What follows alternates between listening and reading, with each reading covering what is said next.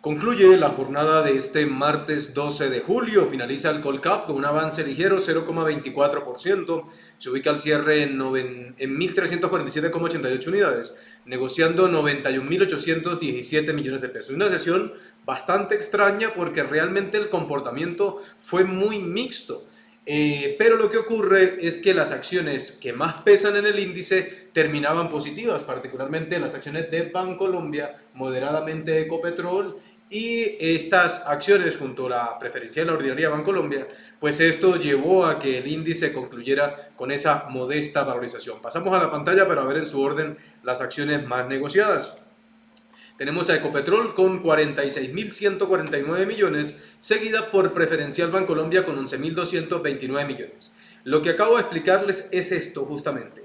Solo estas tres acciones, Ecopetrol, Preferencial y Bancolombia, pesan sin problemas un 40% del índice. Entonces, cuando estas tres acciones se ponen positivas, pues ponen casi que a la mitad del mercado en terreno positivo. Y cuando uno mira en términos de variación, observen ustedes que los números verdes son menores que los números rojos, pero efectivamente por efectos de ponderación o el peso que tienen estas acciones, pues terminaba el Colcap positivo.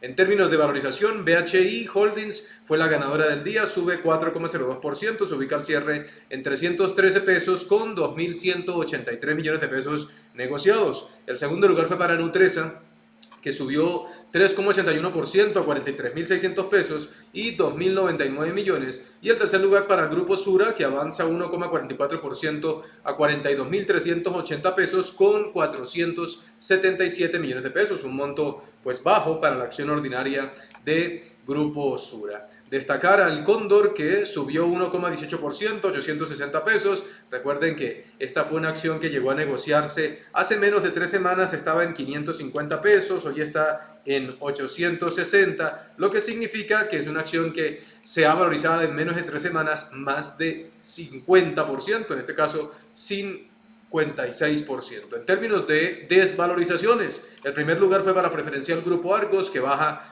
2,80%, se ubicó al cierre en 7.300 pesos con 367 millones. El segundo lugar para Da Vivienda, que bajó 2,26% a 31.200 pesos y 957 millones. Y el tercer lugar para Preferencial Aval, que tuvo una caída del 2,03% a 773 pesos con 1.380 millones de pesos. Pero ¿qué ocurría el día de hoy en los mercados?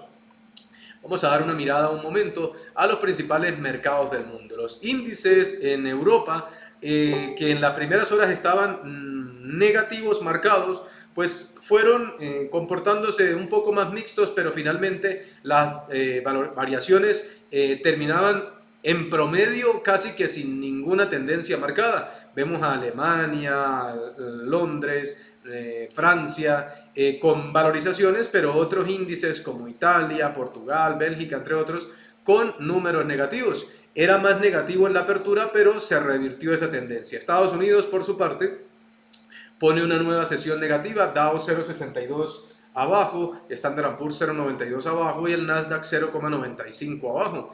La situación, lo mismo, nada ha cambiado, la preocupación en el mundo por la recesión que prácticamente está en curso y que seguiremos observando en datos macroeconómicos. Recuerden que cuando se trata de aspectos tan relevantes como una recesión, pues estas cosas sí los mercados las anticipan. Por tanto, no es de extrañarse que el día que ya se empiecen a conocer los datos de PIB negativos en la mayoría de países llamados del primer mundo, por decirlo de alguna forma económicamente hablando, o sea, los más desarrollados, incluso a partir de ese momento las bolsas comienzan a subir.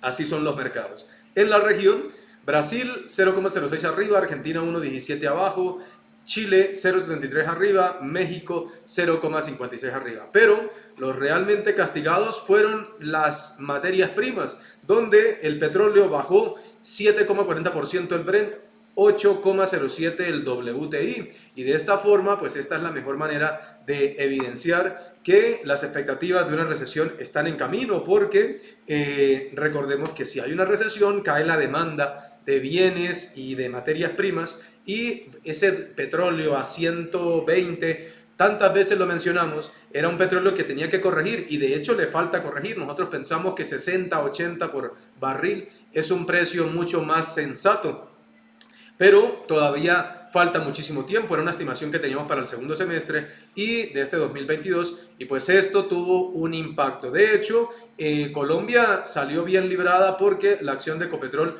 finalizaba positiva, pero no por el petróleo, sino por el protagonista de la jornada, que sigue siendo el dólar. Pues aquí está, 4.627 pesos, hoy subiendo 114 pesos el dólar, no hay cómo esto se detenga. De hecho, hoy en un medio de comunicación opté por hablar con las palabras que hay que hablar. Yo creo que Colombia está en un punto tan difícil, donde todo el mundo tiene miedo, donde todo el mundo intenta ser lo más moderado posible, pero las cosas hay que llamarlas por su nombre. Sin lugar a dudas, en el mercado, uno que está viendo acá, que habla con personas, que lo llaman, la gente está totalmente paniqueada con el ingreso del gobierno del señor Gustavo Petro. Esto se dijo tantas veces antes de elecciones, la gente no creía, lo advertimos en estos informes, la gente simplemente, algunos, lo que decían estar cansados de cómo estábamos, pues simplemente votaron por ese cambio y pues aquí están las consecuencias.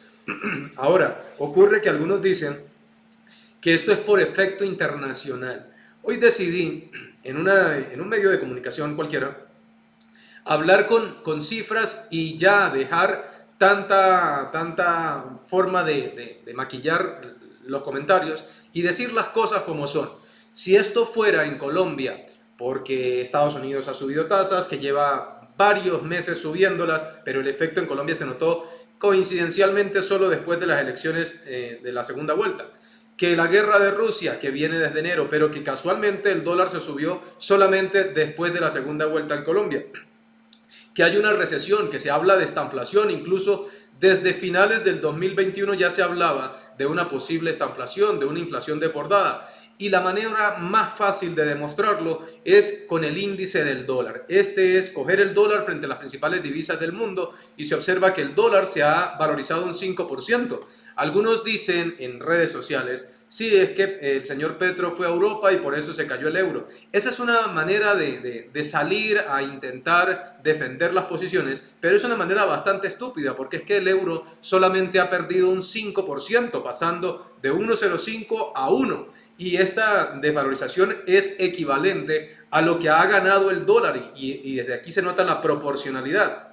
Pero cuando alguien llega y dice que en Colombia no es por la desconfianza del mercado por Petro, sino que es por el efecto internacional, el 5% es el 25% de lo que ha perdido el peso colombiano, que ha perdido ya un 20%. Y de esta manera es muy fácil sustentar, demostrar que el 75% de lo que pasa en nuestro país es indiscutiblemente por efectos locales. Así que recuerdan este meme, este famoso meme de dos dinosaurios que iban a votar por un meteorita porque necesitaban un cambio. Pues aquí tenemos el cambio. ¿Cómo va a impactar esto? Se va a disparar la inflación, el salario en Colombia cada día pierde poder adquisitivo, muchos de los bienes y servicios que consumimos habitualmente, ni siquiera la gente que viaja. Si usted va y compra mantequilla, tomate, carne al supermercado, parte de insumos de ahí vienen en dólares. Si usted se quiere comprar una moto para trabajar y todo ese tipo de cosas, esa renovación de inventarios es bastante rápida y pues aquí están las consecuencias. Lastimosamente el 50% de Colombia que quería un cambio, pues aquí va a empezar a notar el famoso cambio. Y estas cosas hay que decirlas, hay que dejar el miedo. Ya efectivamente ganaron los que votaron por el señor Petro, felicitaciones.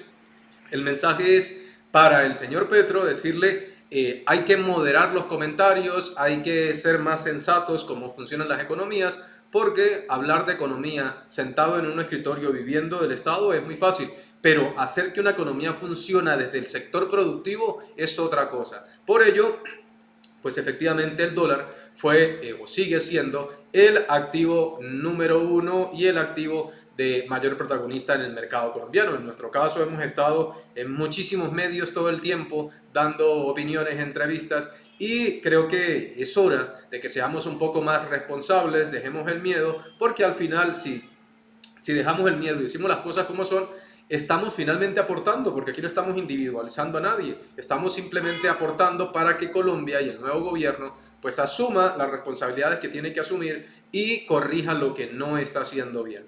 En el servicio Fénix, como es habitual, recuerden que pueden leer el concepto de lo que se espera para las jornadas. Esto lo colocamos siempre antes de la apertura. Si no le aparece la fecha o la fecha anterior, simplemente le da actualizar.